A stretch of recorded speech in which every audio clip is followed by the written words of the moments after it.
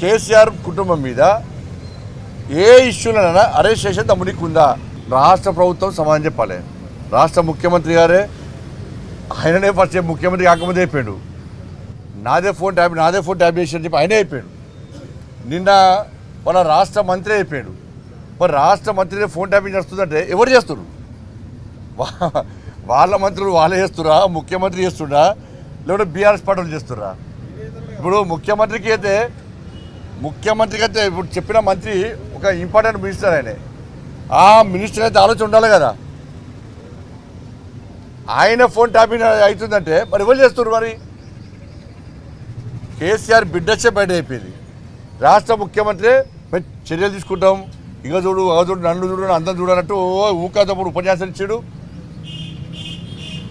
తుపాకి రామిని కోతలైన ఏం చేయడు, ఆయన ఏం చేయడు. ఎవరైనా కేంద్రాన్ని మళ్ళీ చెప్తున్నా, కేసీఆర్ కుటుంబం మీద ఏ ఇష్యూలైనా అరెస్ట్ చేసే దమ్మునికి ఉందా?